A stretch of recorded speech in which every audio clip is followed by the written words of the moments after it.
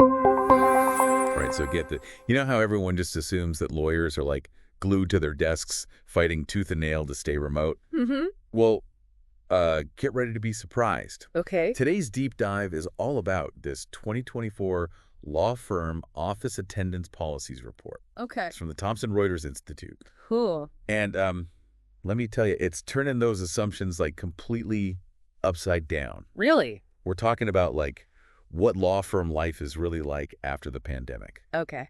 And it is not what you would expect. It is fascinating, isn't it? Yeah. You'd think we would see just like widespread lawyer rebellion Right. against being told to go back to the office. Yeah. But this report is like a totally different picture. Okay, so spill the Yeah. beans. Like, what is the reality? Are lawyers, like, secretly loving being back in the office? Let's just say there's a lot more satisfaction with these return-to-office policies than anyone thought there would be. Okay. And we are not talking about a grudging, it's fine kind of acceptance. Right. Over 57% of legal professionals, they gave their firm's policy a score of 8 or higher out of 10. Wow. That's pretty remarkable. That is surprising. Yeah. So what's the secret sauce here? What's driving this wave of, like, office policy contentment? Flexibility, that is the name of the game. Good. And this report really emphasizes this point. Okay. You see, most firms have settled on a 3-day-per-week in-office requirement. Okay. But here's the thing. A good number of lawyers are actually choosing to come in more often than that. So it's not about avoiding the office altogether. Right. It's about having that power to decide when and how often to be there. Yes. I mean, that makes a lot of sense. Absolutely. It's all about that autonomy. Uh-huh. 64% of lawyers said their firm's policy is flexible. Okay. Allows them to choose their in-office days. Right. And that feeling of control, that is a huge factor in their overall satisfaction. Okay, so the lawyers seem happy. Yeah. But what about the people at the top? Are the firms truly embracing this shift, or are they just kind of putting on a good face? Well, this is where it gets even more interesting. Okay. The report actually found that law firm leadership, the C-suite, the executives, Yeah. they are the most enthusiastic about this whole hybrid work situation. Hold on, really? Yeah. The bosses are leading the charge for hybrid work. Uh-huh. That's definitely not the narrative I've been hearing about other industries. right. It's got to be more than just wanting to, like, look good. Yeah. Right? Yeah. What's the real motivation here?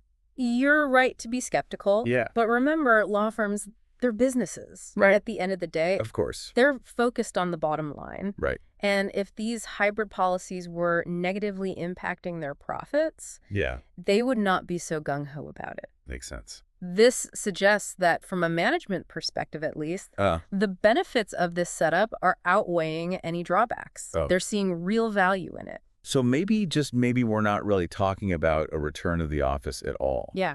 Maybe it's more of a shift, like finding a new normal for the whole industry. I think that's a much better way to put it. Yeah. The old model of being in the office 5 days a week, every week, Right. that's fading fast. Yeah. But that doesn't mean the office is going to disappear. Right. Instead, we're seeing a more strategic approach to using office space, Right. really focusing on those activities that actually benefit from being face-to-face. Okay, so let's talk about those fears everyone had about strict enforcement, with lawyers being chained to their desks. Were those fears justified, or were they overblown? Thankfully, those fears seem to have been largely unfounded. Okay. The report found that 53% of lawyers described the enforcement of return-to-office policies as passive, Okay. and another 41% called it moderate. So no one's, like, breathing down their necks. Right, no one's breathing down their neck. To make sure they're clocking in and out. Is it- So it's more about trust and accountability Yeah. than, like, rigid rules. Mm-hmm. That's refreshing to hear. Yeah. It seems like in a lot of fields there's this constant tension Yeah. between giving employees flexibility Right. and making sure they're actually getting their work done. Yeah. How are law firms navigating that balance? And here's where it gets really fascinating. Okay. The report dug into the specific factors linked to lawyer satisfaction. Okay. And guess what?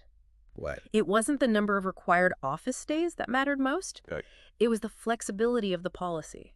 Interesting. That tells you something pretty significant about what legal professionals truly value. So it's not just about escaping the office. Right. It's about having the control to design their own workday. Exactly. That makes a lot of sense to me. Yeah. But what about the firms themselves? Okay. What were they hoping to get out of this return to office push? Uh-huh. Were they aiming for a big productivity boost? That's the million-dollar question, isn't it? And the report's findings on that front are a bit of a mixed bag. Yeah. While firms might have been hoping for a surge in productivity, Right. the data doesn't really support that. Oh, really? In fact, hours billed per lawyer have actually been declining since 2020. Wait, hold up. Are you saying that sending lawyers back to the office actually made them less productive? Well, it's not quite that simple. Okay. The decline in hours billed per lawyer is part of a larger trend, Occurred. going all the way back to 2005. Wow. So it's not necessarily directly tied to these office policies. Right. However, what is clear is that the return to office push hasn't reversed this trend. Okay. 2/3 of the lawyers surveyed said their office attendance policy hasn't had any noticeable impact on their productivity, Right. one way or the other. So if it's not about boosting productivity, what's the real reason behind these return-to-office policies? Yeah. What's the driving force here? You often hear the argument that being in the office is crucial for things like collaboration Yeah. and mentorship. Right, right. But here's the catch. The report also found that 72% of lawyers said their collaboration hasn't improved Wow. compared to when they were working from home. That's a head-scratcher. Yeah. They're being told to come in for collaboration, Right.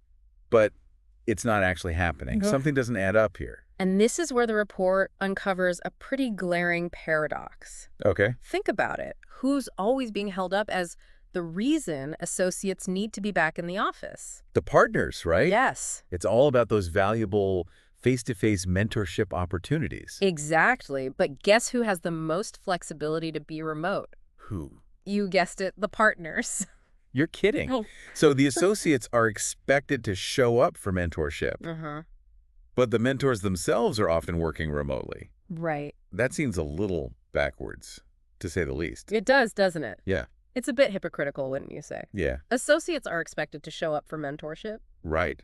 but the partners who are supposed to be mentoring them are often working remotely. Seems like we're missing something here. Yeah, and this highlights a potential disconnect between what these policies are supposed to achieve Right, Laura. and what's actually happening on the ground. This is starting to sound a bit messy. Yeah. Are there any groups within law firms who are having a particularly tough time with these return-to-office policies? Well, the report shines a light on the experiences of paralegals. Okay. And it's definitely a conversation worth having. Yeah. Paralegals are often facing less flexible policies Uh-huh. and more stringent enforcement compared to lawyers. So there's a real disparity in how these policies are being applied. Absolutely. Interesting. And while some paralegals reported increased productivity in the office, Okay. there's also a higher likelihood of decreased job satisfaction and potential turnover among this group. Oh, wow. Firms are running the risk of losing valuable support staff Yeah. if they don't address this imbalance.